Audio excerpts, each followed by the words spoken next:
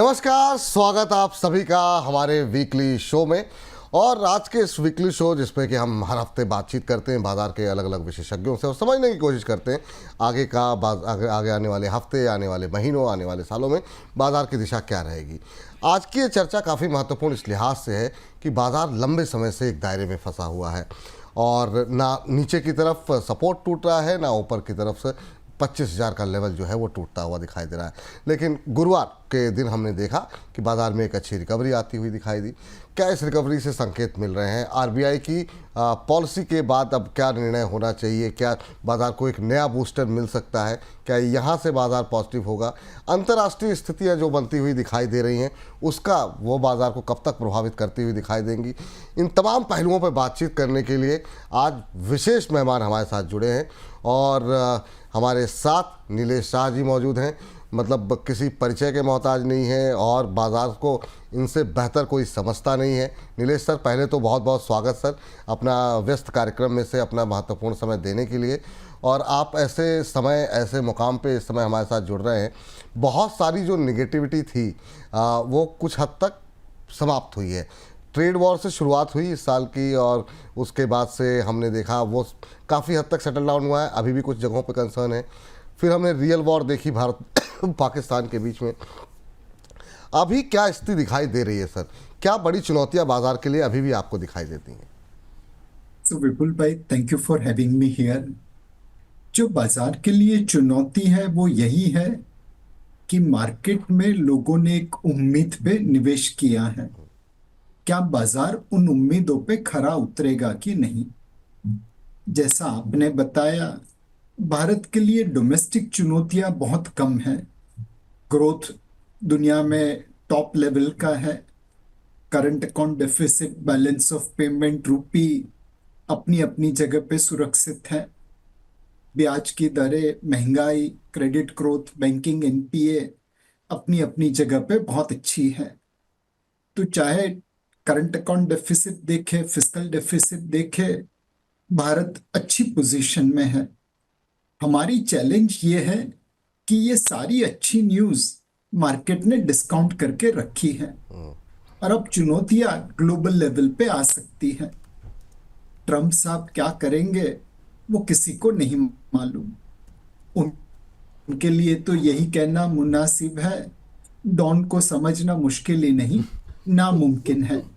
वो क्या अनाउंसमेंट करेंगे, उसकी क्या इम्पैक्ट होगी मार्केट के ऊपर, वो हमारी समझ के बाहर है। जियोपॉलिटिकल टेंशन अभी भी Russia Ukraine, Iran Hamas, Israel Hamas, Iran America में पल रहा है। चाइना ताइवान भी होराइजन के ऊपर है।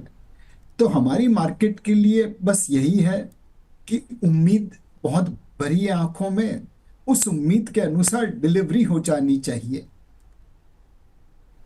जी, ये काफ़ी महत्वपूर्ण कही आपने बात। और ट्रम्प साहब के आने के बाद से ज़्यादा हर रात नज़र, मतलब जो है, जब भी रात में नींद खुलती है एक बार ट्विटर देखना पड़ता है कि नई चीज़ क्या निकल के आ रही है और वो सुबह मार्केट को किस तरीके से इम्पैक्ट करेगी।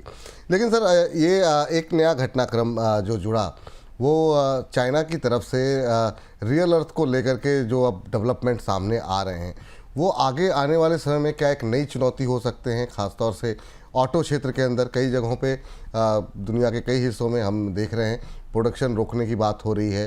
भारत में भी मारुति की तरफ से कुछ एक स्टेटमेंट आए हैं। कैसे देख रहे हैं? क्या ये एक बड़ी चुनौती, फिर एक नई चुनौती आएगी क्या? तो विपुल भाई, चाइना हाथी के दांत के बराबर है। दिखाता कुछ है, चबाता कुछ है।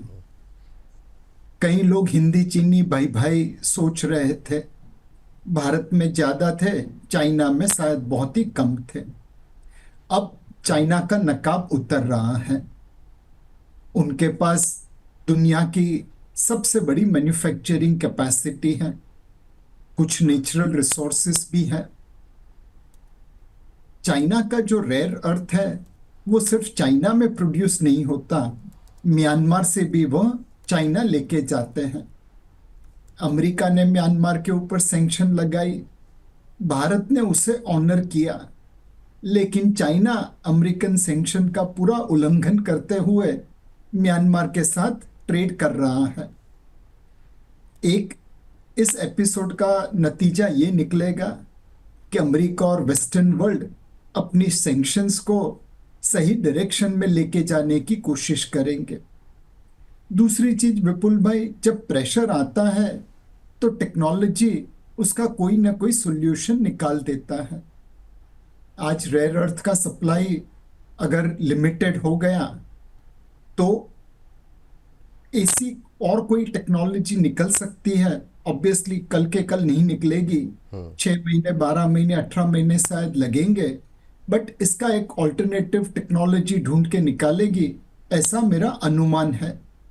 वी हैव टू बी आत्मनिर्भर इन टेक्नोलॉजी, ताकि हम दुनिया के दूसरे देशों की ब्लैकमेलिंग के सामने घुटने नहीं टेके। क्या अभी आगे चल करके और ज़्यादा अंतर्राष्ट्रीय जो गतिविधियां हो रही हैं वो भारतीय बाज़ार को सर निगेटिवली मतलब जो है इन्फ्लुएंस करती रहेंगी, परेशानियां क्या आती रहेंगी? ये साल काफ़ी ज़्यादा ऐसा रहा जिसमें कि अंतर्राष्ट्रीय प्रॉब्लम्स काफ़ी ज़्यादा रहीं। अभी भी जब लग रहा है सब कुछ सेटल होता हुआ दिखाई देता है, कुछ ना कुछ नया इशू आया था। अभी जैसे चीन की बात हम कर रहे थे, ट्रंप साहब ने 2 दिन पहले एकदम से मेटल उनको याद आ गया, तो फिर वो मेटल पे उन्होंने बढ़ा करके 50% कर दिया।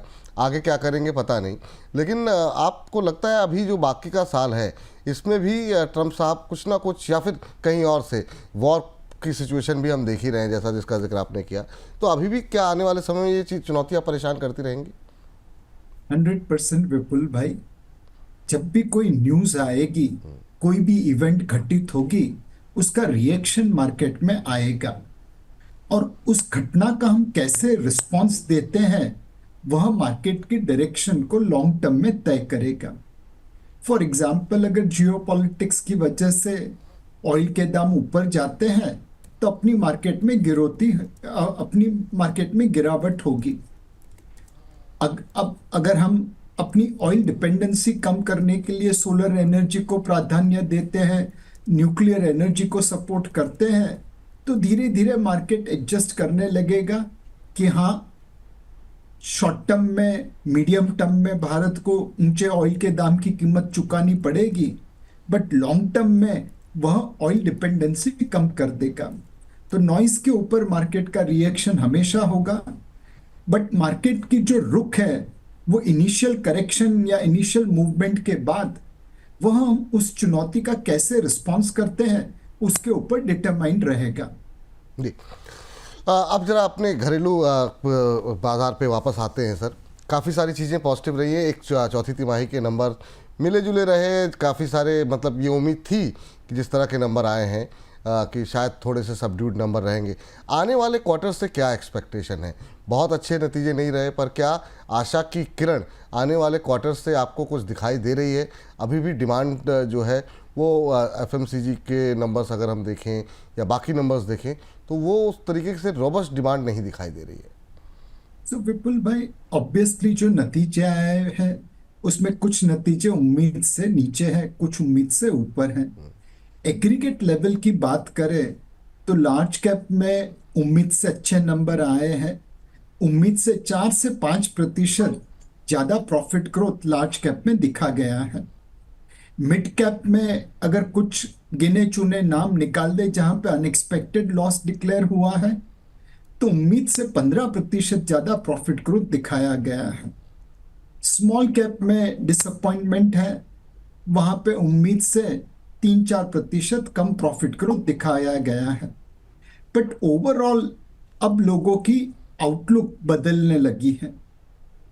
एफएमसीजी में कंज्यूमर स्टेपल वाले आज भी कह रहे हैं कि डिमांड में रूरल साइड अच्छा है, अर्बन में रिकवरी दिख रही है, बट वो स्लो रिकवरी है, तेज रिकवरी नहीं है। बट बाकी कंज्यूमर डिस्क्रिशनरी स्पेस जिसे कहते हैं, airline, tourism, travel, hotel, entertainment, वहां पे लोगों को रिकवरी दिख रही है। गवर्नमेंट स्पेंडिंग अप्रैल मई में ही पिकअप कर लिया है, तो उसका बेनिफिट भी इंफ्रास्ट्रक्चर और कैपिटल गुड्स कंपनी में देखने को मिलेगा। Exports market despite global growth slowing down धीरे धीरे पिकअप करता दिख रहा है। तो मेरे हिसाब से FY 2026 में लो डबल डिजिट अर्निंग्स ग्रोथ दिखना चाहिए। अब 10% आता है, 12% आता है, वो आने वाला समय बताएगा। बट FY 26 का अर्निंग्स ग्रोथ FY 25 के अर्निंग ग्रोथ से अच्छा रहेगा, ऐसा हमारा मानना है। ठीक सर। अब जरा कुछ एक सेक्टर्स पे बात कर लेते हैं सर। सब शुरुआत करना चाहेंगे एक खबर के साथ डिफेंस में। कहा कल जो है डिफेंस सेक्रेटरी की तरफ से बुधवार को एक स्टेटमेंट जारी की गई और एक इंटरव्यू में उन्होंने कहा कि अगले 5 सालों में डिफेंस का जो बजट है वो कुल जीडीपी का 2.5% होगा, जो अभी 1.9% के आसपास है। डिफेंस में जिस तरीके से अग्रेसिव तरीके से अब ऑर्डर्स मिलते हुए दिखाई दे रहे हैं और ये जो रियल टेस्ट हुआ इंडिया पाकिस्तान के बीच में, उसमें ऐसी एक्सपेक्टेशन है कि एक्सपोर्ट्स के ऑर्डर और ज़्यादा बढ़ते हुए दिखाई देंगे। इस सेक्टर से आपकी एक्सपेक्टेशन क्या है? और काफ़ी रिकवरी हमने देखी है, काफ़ी एक अच्छे खासी रैली आ चुकी है, तो क्या अभी आपके मन में वैल्यूएशन को लेके कंसर्न है, या जिस तरीके से ऑर्डर इनफ्लो मिल रहे हैं आप अभी भी आशावान हैं? आपकी टिप्पणी क्या रहेगी सर? सो विपुल भाई, डिफेंस में जो हमने देखा वो हमारी उम्मीद से काफी आगे था। हम ये एक्सपेक्ट नहीं कर रहे थे कि पाकिस्तान के मिसाइल्स और ड्रोन को हम इस तरह मार गिराएंगे।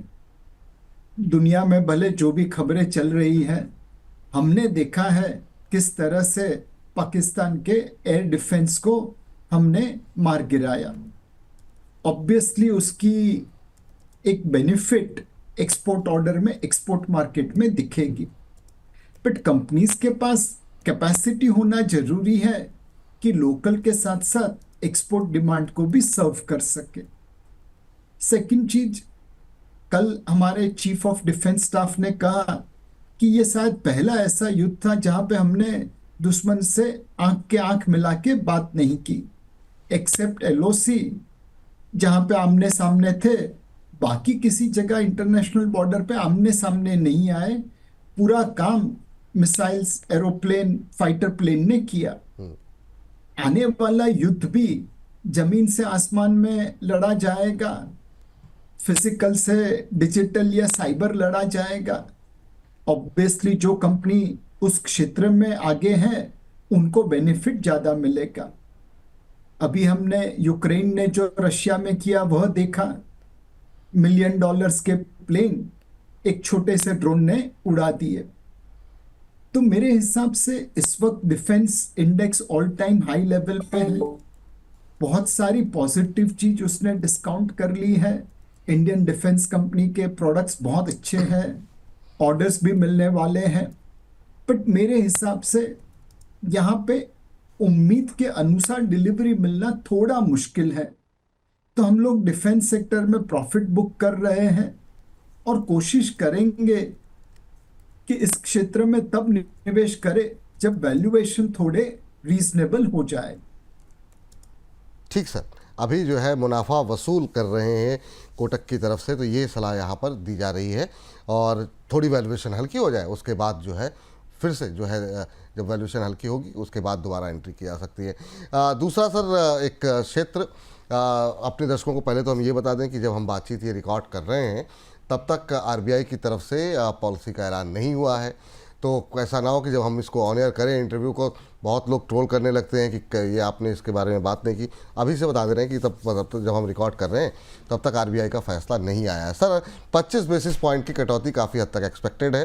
जब हम ऑन एयर करेंगे तो काफ़ी हद तक क्लैरिटी आ जाएगी कि 25 ही होता है या फिर उससे ज़्यादा होता है, और आरबीआई की तरफ से क्या कमेंट्री आती है। उसकी रोशनी में आप बैंकों को कैसे देख रहे हैं, बैंकों को या ऑटो को यहाँ पर, क्योंकि कुछ एक कंसर्न भी है। अभी हम लोग रियल अर्थ की बात कर रहे थे, आपकी टिप्पणी क्या होगी सर? क्या एक्सपेक्टेशन आपकी है कि अगर 25 से क्या उम्मीदें हैं, 25 से ज़्यादा हो सकता है क्या? हमारी कंसेंसस एस्टिमेट यही है कि आरबीआई कल 25 बेसिस पॉइंट से रेट काटेगा। लैंग्वेज काफी डोविश रखेगा, तो फ्यूचर में रेट कट की भी गुंजाइश रहेगी। आरबीआई ने पिछले 4-5 महीनों में काफी प्रो ग्रोथ मेजर्स लिए हैं। लिक्विडिटी तकरीबन 10 लाख करोड़ रुपए के आसपास उन्होंने रिलीज कर दी है। Open market operation, dollar swap और आरबीआई डिविडेंड, ये तीन चीजों को मिला के 10 लाख करोड़ से ऊपर की लिक्विडिटी प्रदान की। कोर लिक्विडिटी आज 6 लाख करोड़ के ऊपर है। इसका बेनिफिट कहीं ना कहीं क्रेडिट ग्रोथ में, लोअर इंटरेस्ट रेट और ओवरऑल इकोनॉमिक ग्रोथ में दिखेगा। दूसरा, उन्होंने ब्याज की दरें कम की हैं। ये काफी सालों बाद हुआ है कि यूएस में ब्याज की दरें बढ़ रही हैं, जापान में ब्याज की दरें बढ़ रही है और भारत में ब्याज की दरें कम हो रही हैं। इसका बेनिफिट भी कहीं ना कहीं कंजम्पशन और क्रेडिट ग्रोथ दोनों में दिखने को मिलेगा। तो मेरे हिसाब से आरबीआई बहुत ही अच्छा काम कर रही है। पहले की तरह लिक्विडिटी और इंटरेस्ट रेट, ये दोनों को एक्सेलरेटर ब्रेक की तरह यूज करके अपने ग्रोथ को सही डायरेक्शन पे लेके जा रही है। जी सर, अब हमने देखा अभी जो रिजल्ट्स आए चौथी तिमाही के, उसमें पीएसयू मिड कैप बैंकों के रिजल्ट के जो प्रदर्शन रहे वो प्राइवेट बैंकों से बेहतर रहे, लेकिन उसके बावजूद जो बड़े निवेशक हैं या फिर जो शेयरों का प्रदर्शन रहा है वो उम्मीद से काफ़ी कमतर रहा है। वजह क्या मान रहे हैं? क्या अभी भी पीएसयू बैंकों को लेके कुछ एक कंसर्न है क्या? क्योंकि रिजल्ट्स तो क्वार्टर दर क्वार्टर, पिछले 2 क्वार्टर 3 क्वार्टर से हम देख रहे हैं कि काफ़ी अच्छे देखने को मिल रहे हैं और एनपीए को लेके या बाकी चीज़ों को जो कंसर्न थे वैसे दिखाई दिए नहीं है। फिर वजह क्या है ना चलने की सर? सो विपुल भाई, अगर आप देखें तो PSU bank, barring, SBI generally book value के आसपास ट्रेड होते हैं। Private bank generally book value के ऊपर ट्रेड होते हैं। तो एक वैल्यूएशन प्रीमियम प्राइवेट बैंक को मिलता है, पीएसयू बैंक को उतना नहीं मिलता। इसका एक कारण यह है कि कंपनीज तो अल्टीमेटली उसकी टैलेंट चलाती हैं। 70, 80, 90, 2000 के दशक में भी पीएसयू बैंक्स टैलेंट अट्रैक्ट कर पा रहे थे। उस वक्त इतने जॉब्स अवेलेबल नहीं थे। बट जो सैलरी या कॉम्पनसेशन पीएसयू के टॉप एग्जीक्यूटिव्स को मिलता है वो प्राइवेट सेक्टर एग्जीक्यूटिव्स के सामने बहुत कम है। अगर सैलरी में इतना बड़ा डिफरेंस रहेगा तो कब तक पीएसयू बैंक टैलेंट को अट्रैक्ट कर पाएंगे? कहीं उनकी टैलेंट पाइपलाइन खत्म तो नहीं होगी, कम तो नहीं होगी? ये एक मैनेजमेंट पॉइंट ऑफ व्यू से हमें डाउट आता है। आज की जो पीएसयू लीडरशिप है वह तो डिलीवर कर रही है, बट क्या आने वाली लीडरशिप भी इसी तरह कमिटेड रहेगी और इसी तरह कम पैसों पे इतना अच्छा काम कर रहेगी? अल्टीमेटली विपुल भाई, स्टॉक क्या है? It is present value of future cash flow. अगर आपको भविष्य के ऊपर भरोसा नहीं है तो प्रेजेंट वैल्यू आप उसे कम ही देंगे। बिल्कुल सही बात कह रहे हैं सर। तो अभी जैसे अगर मान लीजिए हम कोटक की बात करें तो क्या आप लोगों का भरोसा अभी भी जो लीडर्स हैं प्राइवेट के उनके साथ ही जाना पसंद करेंगे सर, या फिर मिड कैप में भी मौके देखने चाहिए? आपका बैंकों को लेके व्यू है क्या सर अभी? सो विपुल भाई, आज मार्केट में एक चीज बड़ी अच्छी हो गई है कि वो बैंकों से फाइनेंशियल सर्विस की तरफ बढ़ गया है। Insurance companies, asset management companies, capital market companies, NBFCs, banks, public financial institution, आपके पास एक बहुत बड़ी रेंज आ गई है इन विभिन्न प्रकार के सेक्टर में से अच्छी कंपनियों चुनने की। हमारी कोशिश यही है कि जो मार्केट को सरप्राइज दे सके, पॉजिटिव सरप्राइज दे सके, उसी प्रकार की कंपनी में हमें निवेश करना है। हम उसे प्राइवेट सेक्टर या पब्लिक सेक्टर वैसे डिवाइड नहीं करते। मार्केट ने क्या उम्मीद लगा के रखी है वैल्यूएशन पे, और उस उम्मीद के ऊपर कौन खरा उतरेगा, कौन नहीं उतर पाएगा, उस हिसाब से पोर्टफोलियो बिल्ड करते हैं। तो हमारे पास insurance, NBFC, public financial institution, ये एंड कैपिटल मार्केट कंपनी और private and public sector bank across the board पूरा पोर्टफोलियो बना हुआ है। जी सर, एक चीज़ आपसे समझना चाहेंगे यहाँ पे कि अभी अगर आगे किन सेक्टर्स पे फोकस करना चाहिए, इस सवाल में बाद में, उससे पहले एक सेक्टर रह गया जो काफ़ी चर्चाओं में रहा, जहाँ पे लोग काफ़ी सवाल भी करते हैं हमसे, वो है आईटी सर। क्या ये आईटी का दौर ख़त्म हो गया क्या? जो एक लगातार जो 10 साल 20 साल 25 साल जो डोमिनेट करता हुआ सेक्टर था, क्या यूएस की वजह से अब वो हल्का पड़ गया है, क्या वहाँ से फोकस हटाना चाहिए? आपकी टिप्पणी क्या रहेगी सर आईटी को लेकर अभी? सो विपुल भाई, जब लोग ऐसी निराशाजनक बात करते हैं तब जनरली उस सेक्टर का बॉटम बन जाता है। उम्मीद कुछ है नहीं, जो भी डिलीवर होगा उम्मीद से अच्छा होगा। ऐसा नहीं है कि आईटी कंपनीज के धंधे बंद हो रहे हैं। हाँ, पिच बदल रही है, उन्हें अपने आप को अलग तरीके से तैयार करना पड़ेगा। और उस वजह से ये जो करेक्शन हुआ है वो गलत नहीं है, वो सही डायरेक्शन में है। बट यहां से कुछ कंपनी तो बदलेगी। जब टाइपराइटर की जगह पे कंप्यूटर आए तो ओवरऑल बिजनेस बढ़ा था, खाली टाइपिस्ट के जॉब कम हुए थे। सिमिलरली कंप्यूटर सॉफ्टवेयर से आर्टिफिशियल इंटेलिजेंस की तरफ छलांग मारेंगे तो हो सकता है कि सॉफ्टवेयर रिलेटेड जॉब्स कम हो, बट एआई रिलेटेड जॉब्स बढ़ेंगे। जो आईटी कंपनी एआई को लेवरेज करके अपने कस्टमर को सस्ता, सुंदर और टिकाऊ सॉल्यूशन दे पाएगा, उन्हें धंधे की कमी नहीं रहेगी। तो हम इस वक्त भी आईटी क्षेत्र पे कंस्ट्रक्टिवली बुलिश हैं। हमें इस सेक्टर में हमने चोट भी खाई है, तो ऐसा नहीं है कि हम हमेशा सही होते हैं।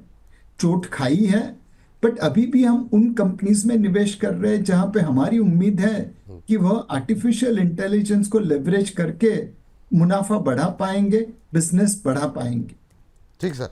आप सर यहाँ से चूँकि आपका व्यस्त कार्यक्रम है जो हमें बताया गया कि अभी जो है, अभी आप लोग कौन से सेक्टर पे सर फोकस ज़्यादा कर रहे हैं? अभी अगर एक पोर्टफोलियो बनाना हो एक साल के लिए तो उसमें कहाँ पर फोकस ज़्यादा करना चाहिए? सो विपुल भाई, पोर्टफोलियो आप 5-10 साल के लिए बनाइए। हाँ, एक साल का व्यू जरूर ले सकते हैं from a market out performance, under performance point of view. जी। एक सेक्टर जो हमें लगता है 2-3 साल के लिए चलना चाहिए वह है कंजम्पशन सेक्टर। पिछले साल वित्त मंत्री ने अनाउंस किया था कि इस साल से टैक्स पेयर की जेब में 1 लाख करोड़ रुपया दिया जाएगा। जी। वह हर साल मिलने वाला है। दूसरा, ब्याज की दरें 50 बेसिस पॉइंट कटी है, शायद जब तक ये प्रोग्राम रिलीज होगा 75 बेसिस पॉइंट कट जाएगी। और भी उम्मीद है, जैसे जैसे ब्याज की दरें कम होती हैं, ईएमआई बर्डन कम होता है, बोरोवर्स की जेब में थोड़ा ज्यादा पैसा बचता है। तीसरा, ग्लोबली क्रूड प्राइस $65 के आसपास है, बट हमारे पेट्रोल डीजल पंप प्राइस आज भी $80 के आसपास है। वहां पे पेट्रोल डीजल प्राइस में अगर रिडक्शन होता है, लोगों की जेब में पैसा आएगा। फाइनली 8th पे कमीशन 2027 की शुरुआत से लोगों की जेब में पैसा डालना चालू करेगा। 40 लाख से ज्यादा गवर्नमेंट एम्प्लॉयज की जेब में पैसा आएगा। जाहिर है कि थोड़ी बहुत खर्चे होंगे।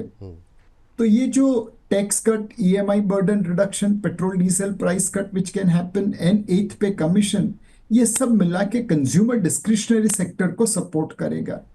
रोटी कपड़ा मकान शायद उतना नहीं बिकेगा, बट होम इम्प्रूवमेंट है, एक्सपीरियंसल है, airline, tourism, travel, hotel, entertainment, ये सारे क्षेत्र को बढ़ावा मिलेगा आने वाले समय में, वैसा लगता है। ठीक, तो यहाँ पे फोकस करना चाहिए। सर लास्ट क्वेश्चन आपसे, आज की जो हमने थंब लगाया है वो लगाया है अब चलेगा बाजार, जो बीजी में अब दिखाई दे रहा है, एक बार हमारे नीतीश जी को दिखा दीजिए। तो क्या ये जो कई सारी जो चिंताएं थी अब चलेगा बाजार, तो क्या बहुत सारी चिंताओं को लेकर के जो अब तक का माहौल रहा है, रेट कट के बाद और कोई बड़ा ट्रिगर है नहीं अभी हाल फिलहाल के लिए, बहुत नज़दीक में, तो क्या ये ट्रिगर इतना बड़ा होगा कि जो बार बार बाजार रुक रहा है, थम रहा है, क्या अब चलता हुआ दिखाई देगा छोटी अवधि के लिहाज से? हालांकि ये सवाल है। दूसरा, अगर एक साल के लिहाज से आप सर अभी इस साल के अंत तक क्या टारगेट देख रहे हैं निफ्टी सेंसेक्स को लेकर के? सो विपुल भाई, हमें नहीं लगता कि बाजार में अगर कल रेट कट आ भी जाए तो बहुत बड़ी तेजी होगी। प्लीज रिमेंबर विपुल भाई कि ये बाजार फुल्ली प्राइस्ड है। अच्छे न्यूज है, बट वो डिस्काउंट करके बैठा है। पिछले 5 सालों में बाजार ने तकरीबन 16% से ज्यादा कंपाउंडेड रिटर्न दिया है। महंगाई पिछले 5 सालों में 6% के आसपास होगी मुश्किल से। 10% रियल रिटर्न मिला है। आने वाले समय में उस प्रकार का रियल रिटर्न मिलना नामुमकिन है। रिटर्न्स कम होंगे और इसीलिए मार्केट पहले जो सस्से की चाल में चला था अब कछुए की चाल में चलेगा। ये चलता रहेगा, वो पक्का है, सोने वाला नहीं है, चलता रहेगा, बट धीरे धीरे चलेगा। और इसीलिए आपको 1 साल की अवधि के लिए या 1 साल का टारगेट लेके नहीं निवेश करना चाहिए। आप 5 साल, 10 साल, 15 साल का टारगेट लेके निवेश करिए, तब आप सही तरीके से निवेश कर पाएंगे। बिल्कुल सर। सर, इस कार्यक्रम को समाप्त करें उससे पहले, चूंकि आपकी क्रिकेट में काफ़ी रुचि रहती है और आपके बहुत सारे उदाहरण क्रिकेट के इर्द गिर्द रहते हैं, तो अभी आपने आईपीएल का फाइनल देखा सर, और विराट कोहली का जो इमोशनल होने का जो अंदाज था बहुत लोगों को भावुक कर गया। उस पर कोई जाते जाते टिप्पणी करना चाहेंगे सर? आप देखा आपने मैच? विपुल भाई, मैंने तो मैच नहीं देखा, बट एक व्हाट्सएप फॉरवर्ड आपके साथ शेयर करना चाहूंगा। जी सर। ऑरेंज कैप के विनर थे साई सुदर्शन, पर्पल कैप के विनर थे प्रसिद्ध कृष्णा, मोस्ट वैल्यूएबल प्लेयर थे सूर्य कुमार यादव, छक्के सबसे ज्यादा निकोलस पूरन ने मारे, सबसे ज्यादा चौके साई सुदर्शन ने मारे, जो super striker of the season था वो वैभव सूर्यवंशी था, और फेयर प्ले अवार्ड मिला चेन्नई सुपर किंग को। इसमें कहीं पे भी आरसीबी का कोई प्लेयर नहीं था, आरसीबी का कोई क्रिकेटर नहीं था। मैच और कप जीता आरसीबी ने। So portfolio matters more than individual stocks. सबको मल्टीबैगर चाहिए भैया, उसके ऊपर फोकस मत करिए, एक पोर्टफोलियो ऐसा बनाइए कि आईपीएल की मैच जीत जाए। वाह, इसी उदाहरण के साथ सर बहुत बहुत शुक्रिया, बहुत बहुत धन्यवाद अपना महत्वपूर्ण समय देने के लिए। एक ही निवेदन रहेगा कि जब भी आपको समय मिले थोड़ा थोड़ा समय हम लोगों के लिए निकालते रहिए। बहुत सारे नेगेटिव हमारे जो दर्शक हैं बहुत पॉजिटिव एनर्जी मिलती है उनको आपसे। बहुत बहुत शुक्रिया सर आज की चर्चा में जुड़ने के लिए। तो हमारी इस खास पेशकश में फ़िलहाल के लिए इतना ही। कैसा लगा आज का हमारा ये कार्यक्रम बातचीत, कमेंट बॉक्स में करके हमें बताइए। कमेंट अपनी टिप्पणियाँ, आपकी टिप्पणियों का हमें बहुत बेसब्री से इंतजार रहता है। मुझको फ़िलहाल के लिए आज के लिए इजाज़त दीजिए, और लगातार डेली बेसिस पे क्या करना है, क्या खरीदना है, क्या बेचना है, उसके लिए हर रोज़ हमारे साथ जुड़िए सुबह 10 बजे यार बाज़ार में, और आपके प्रश्नों के उत्तर मिलेंगे दोपहर 1 बजे से लेकर के 2:30 बजे तक 1.25 लाख टके का में। बने रहिए बोनस के साथ। मुझको इजाज़त दीजिए, नमस्कार।